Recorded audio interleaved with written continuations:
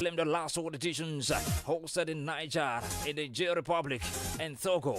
Leading the team will be the inspirational captain Dada the Batman and 19 other players selected by Coach Zubero.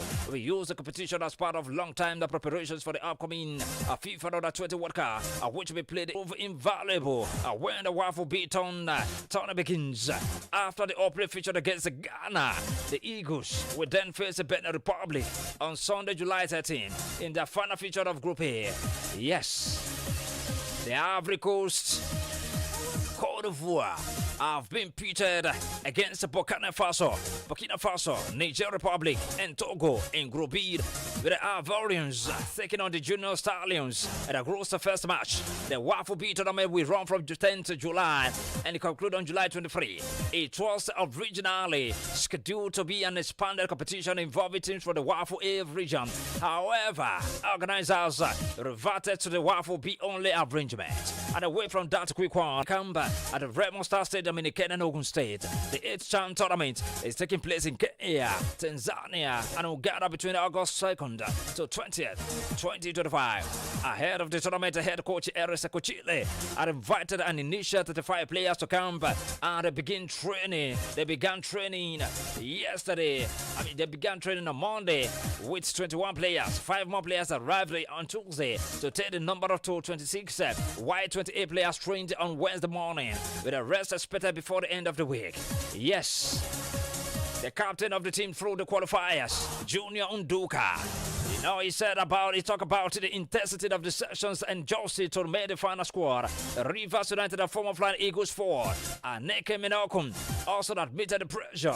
Yes, Ikorodu City defender Lona Ngege said obviously it puts everyone under pressure, even himself, but he just needs to do his best to be on the coach's radar.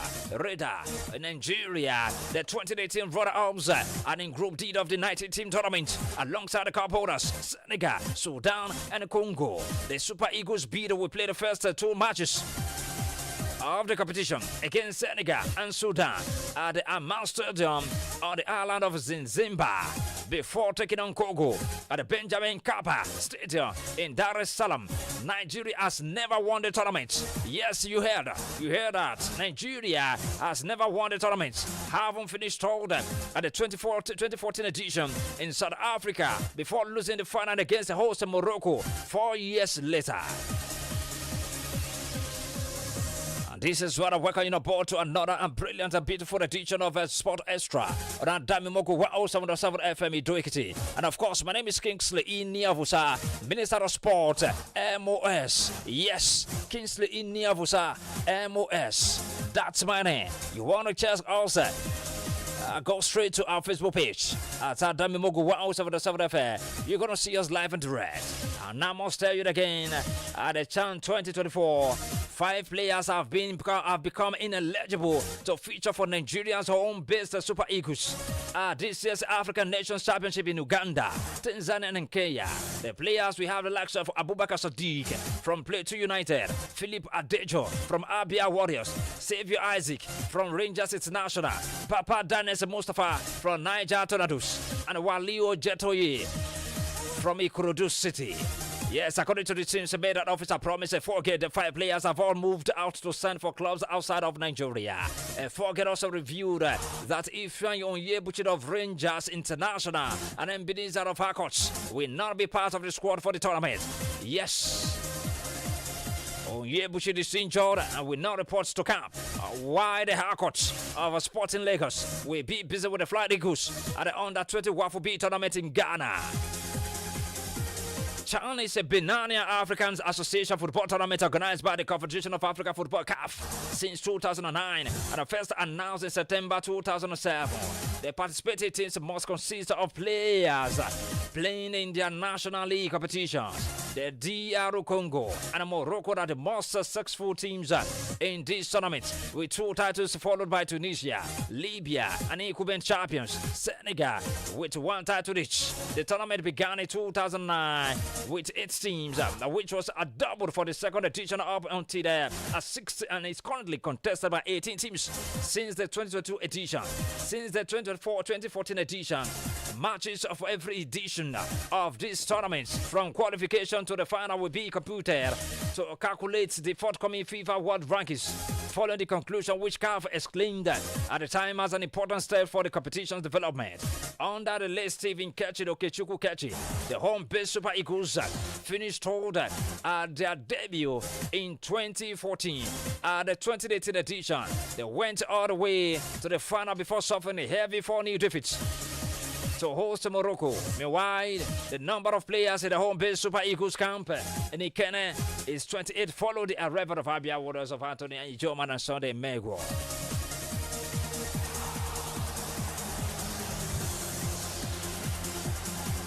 Meanwhile, the Super Eagles coach Justice Madugu insists his focus on leading Nigeria to ascend the continental title at the ongoing WAFCON tournament in Morocco. Super Falcons wasted little sweat in dispatching Tunisia 3 goals to 0 at the first match of the campaign, and will book an early slot in the quarterfinals if they collect another 3 points against the Southern Africans at the Labi Zalo Stadium. Botswana comes on into the game, still nursing their 1-goal defeat to Algeria in the first round of matches. The same day, the Falcons hit the Tunisians for 3 with Azizatou Shuala, debutant Rinsola Babajide, and Chiwendu Ihezuo. These scorers, yes. 3 years ago, during the 12th edition of the competition hosted by the same country, the Falcons scored a goal in each half, causing of Ifeoma Onomono and Christy Uchebe to turn the hopes of the Botswanans to arches at the Stade Prince Mola El Hassan. A win for Nigeria again today. We see them progress to the last 8 with a game to spare.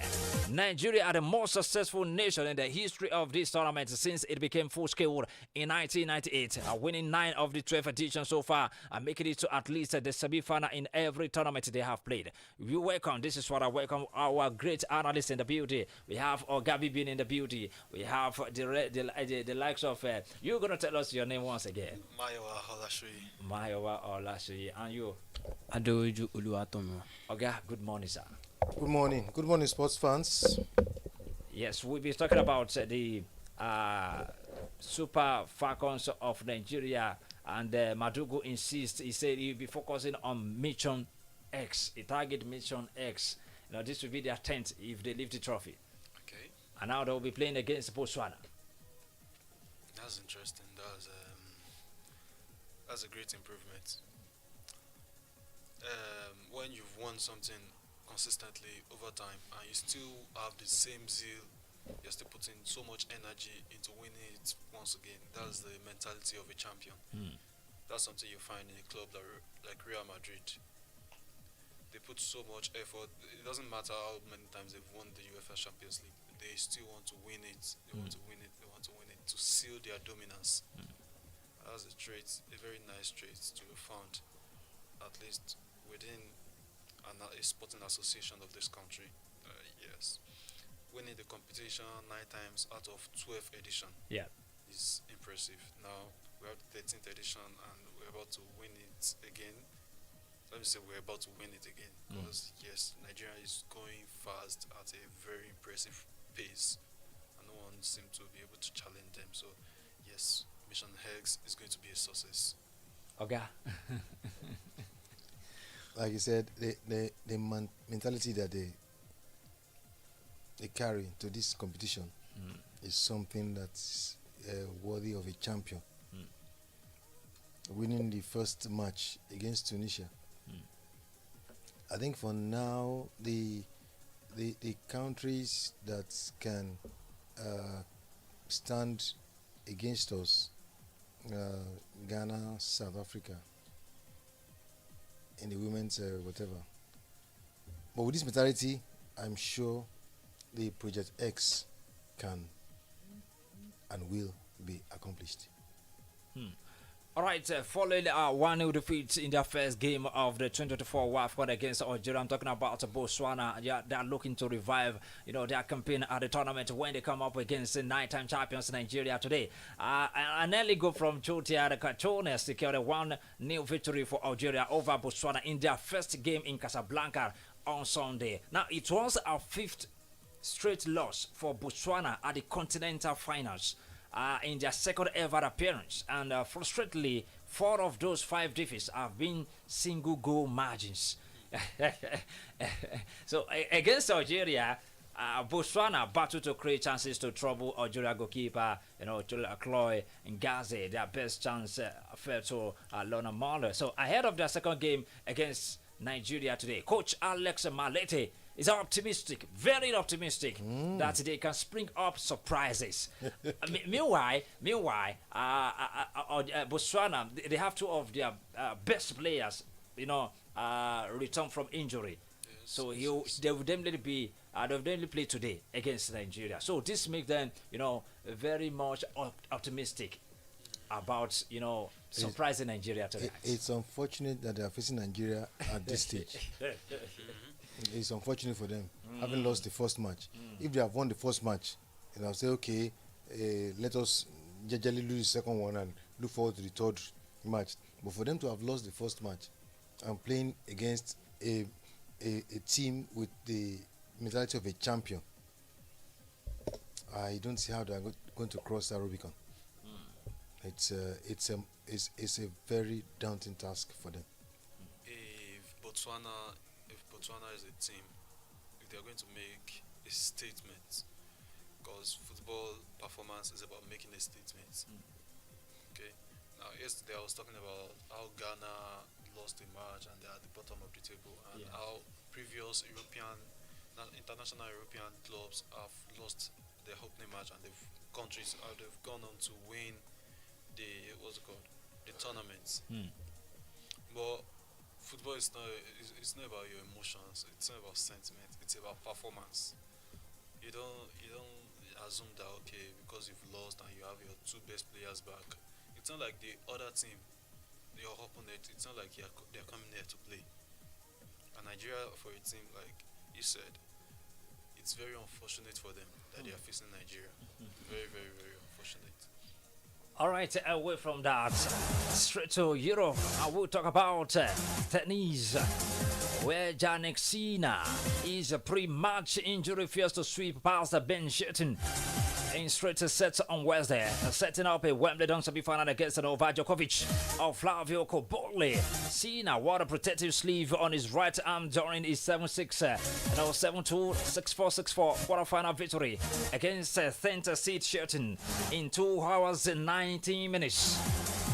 But the 23-year-old who hurt himself in the previous round against Grigor Dimitrov battled through the discomforts to reach his second semi-final at the All England Club. All right, Sinner who grimaced after returning one of Shelton's serves in the second set, says after the match on court, one that he was on the mend. But the top seed, the Spar fears he may have to pull out of the tournament after falling early in his 4th round start against Dimitrov. And now away from that, we take a look at some transfer stories now.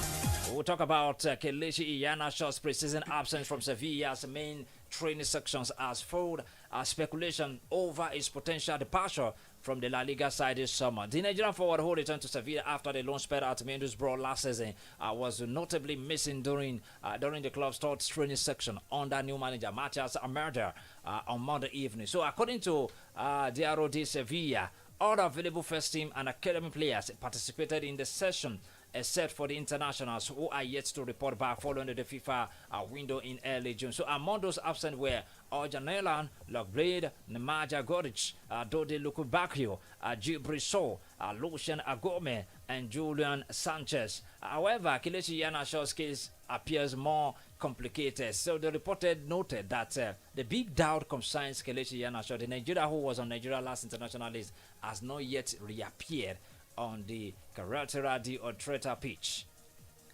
Well, you could be on vacation. You could still be on vacation.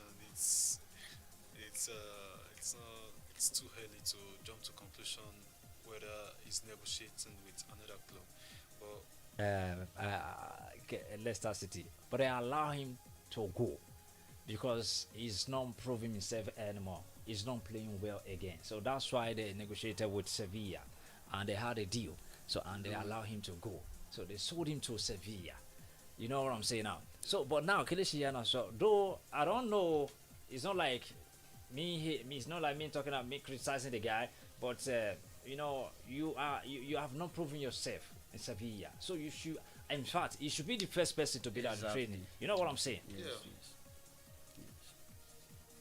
Sorry, Yeah, go ahead. is it a loan player to Sevilla? They sold him to they sold him to Sevilla. Is a full-fledged Sevilla player. Full place. I don't think that is right. Well, there might be some issues. And I believe when an athlete's career is going the way his is going, some emotional issues crops up. During the time of Sancho in Manchester United, yes, he was given the freedom to train elsewhere, like train 24/7 elsewhere. So I feel that this kind of freedom, you can just seek for the freedom and be like, okay, fine. Since he knows that he's not doing well or he's not meeting up his capacity, so I feel that he can just ask the freedom to like train elsewhere. So in order to like get himself very well, emotionally, physically, any of it. All right, seven-time French champions Lyon have kept their League One place after winning their appeal against relegation. The French Football Federation said this yesterday. Last month, Lyon were relegated to the second tier League Two by French football's financial watchdog, and who had placed the club under budgetary restrictions in November. American businesswoman Michelle Kang then took over as club president from compatriot John Textor.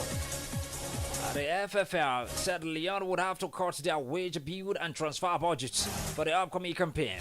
So 2 weeks ago, Testor said he would take a step back from the dates to dips into the club. Only 5 clubs have won League One more often. Paris Saint-Germain holds the record with 13 times. Lyon began their pre-season on Monday. Their first game of the League One season is a trip to Lens on the weekend of August 15 to 17. And now Lyon back to League One again after they won their appeal. I said it when this issue came up that it's technical. The technical relegation and technical appeal. Technically, they are back Ligue 1. Because a club of that magnitude should not go just like that, except on during the league they failed to perform. Since that they performed well, even for qualifying for Europe, it shouldn't happen to them. I just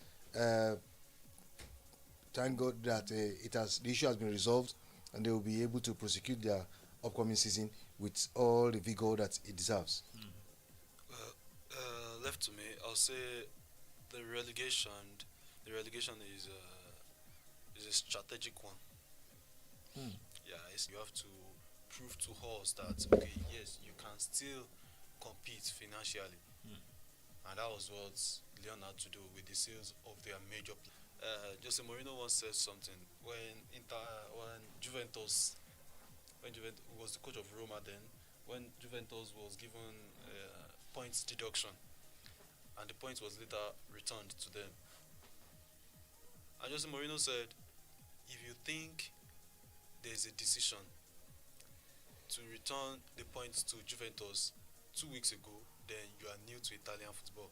That is, there are a series of things that goes on behind the scene that we do not know, where the league presidents, where the league board make and put clubs under pressure to deliver financially, and that's what I feel is the case with Lyon and Ligue 1. All right, away from that now, let's talk about a big game. Paris Saint-Germain trashed Real Madrid by 4 goals to 0 in the second semi-finals of the FIFA Club World Cup on Wednesday. yesterday. The Parisians have now set up a final clash with 2021 World Cup winners Chelsea. A brace from Fabian Ruiz, goals from Ousmane Dembele, and a substitute Gonzalo Ramos, and capped a dominant display by PSG. After going closer the two occasions to take the lead, PSG finally broke the deadlock in the 60th minute thanks to Ruiz. Federico Valverde was robbed off the ball by Dembele inside the box. In a short note, PSG trashed Real Madrid. I would say dismantled. I wasn't expecting that kind of margin, sincerely. Honestly. 4-0 margin. 4-0 margin. I wasn't expecting that. I was expecting it. I was expecting at least 3, not up to 4. Probably. Because, I mean, they believe they are untouchable. No one can touch them when it comes to the knockout stages of competitions. And PSG tortured them. That match is what I would describe as a surgical destruction. You and this is surgical. Yes, it's a surgical destruction. Like, they took them apart, separated them, took their vital parts apart.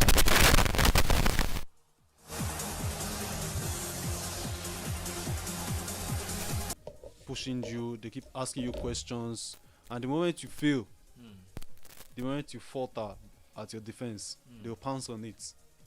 You'll notice from their kickoff pattern, the moment they kick off, the moment they pass, they give the ball to the opponent. Why? Because they want the opponent to have the ball, then choke the opponent in their own half.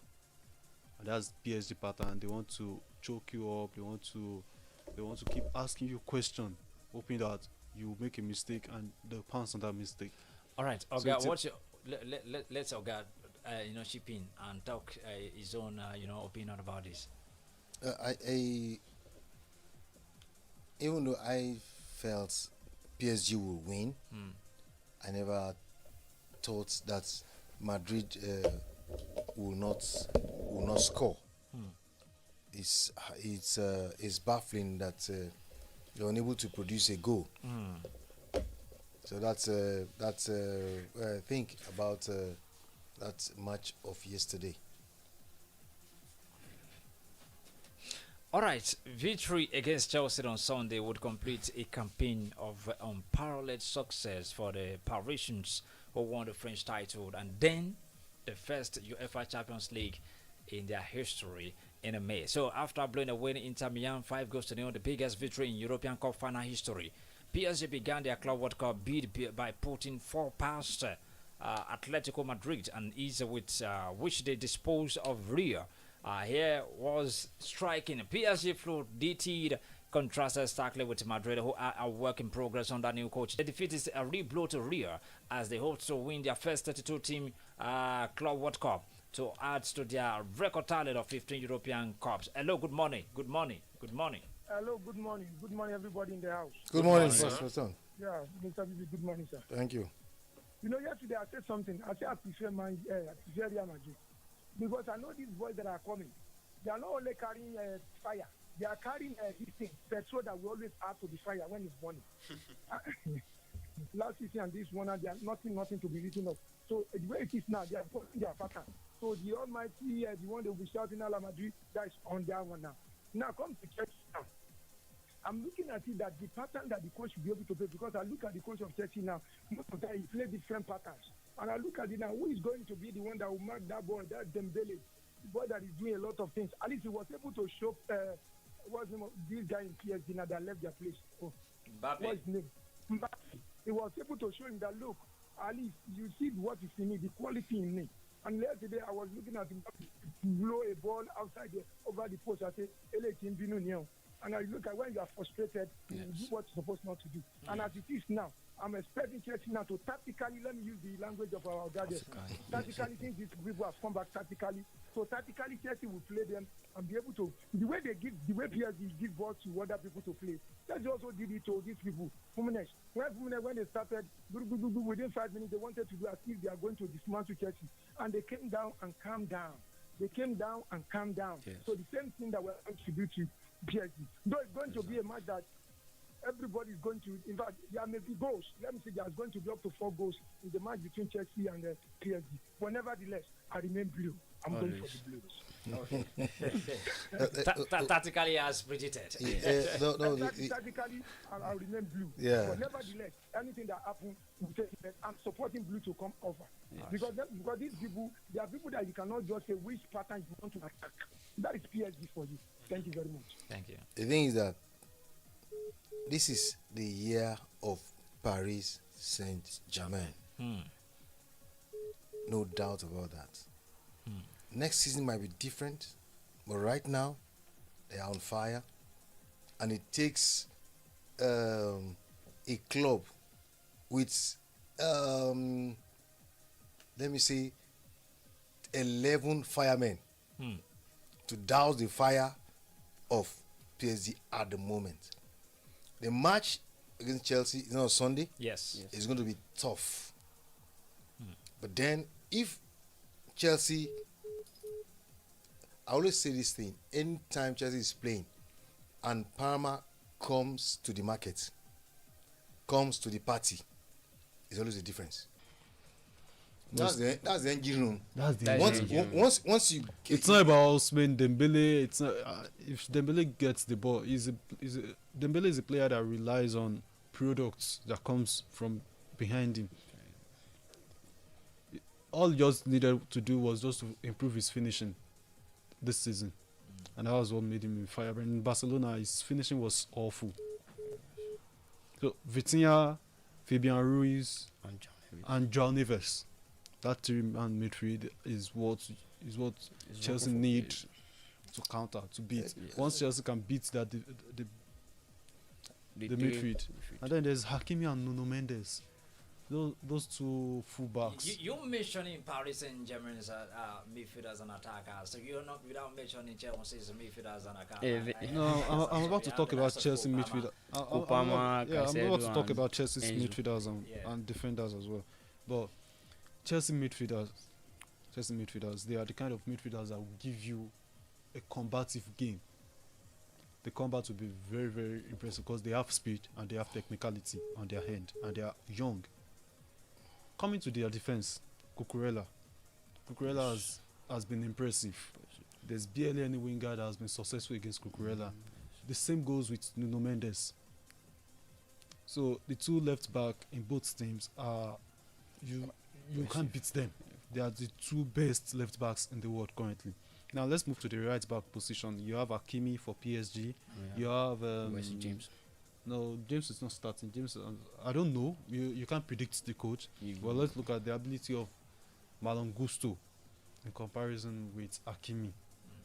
Malon Gusto in comparison with Hakimi is not. There are miles, thousands of miles between them. Hakimi is a proper baller when it comes to going to the front and moving to the back when at the full back position. Malon Gusto is still learning in that aspect. That's the reason why he will bring in this James. But most of the times when Maresca plays Rhys James, he uses him as an inverted fullback. An inverted fullback where he has to go to the midfield and support Moise Caicedo. But if the coach is going to play Rhys James as a traditional right back, then it's going to be one hell of a match. And if Rhys James is giving his full 100%, Hello. let's take the call. Hello. Hello, good morning. Yeah, hello, good morning. Pastor Boboye. This is Pastor Boboye calling from Merimo Kwekiti. Good morning, Pastor. Good morning, sir. Yes, you are doing a great job. Thank you very much. God continue to be with you, sir. Amen. Yes, I just want to quickly comment on Real Madrid and PSG. Okay. Yes, Arsenal defeated Real Madrid. You were on top of this world during that time, as if Arsenal has arrived. Yes, yesterday make us to realize that Real Madrid are suffering eternal problem. They have not really addressed their problem. And if they carry that problem to another season, it is going to be a disaster for them. I look at the lineup yesterday. I was like, what is happening to Xabi Alonso? He played nearly 3 players out of positions. Vinicius Juniors was not in that match yesterday. Was totally missing. Bavad at the right back.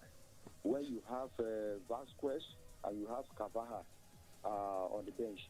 Well, anyway, they have learned their lesson yesterday. Now, I'm looking towards the final on Sunday. Yes, PSG beat Liverpool and they beat Arsenal. People were complaining that Liverpool and Arsenal they were not play their game during those times. But now, Chelsea has won the Conference League, Europa League, Champions League, and EPL. Now this is the time to fight for the EPL people. You know, we depend on Chelsea now. To retain their reputation. Yes, we are looking towards that match. Thank you very much. God bless you. So does this mean Chelsea beat our rivals in person of Arsenal and Manchester United will be rooting for Chelsea to win? Chelsea is from EPL, so they will root for them. All right, so let's quickly take us look at some transfer stories.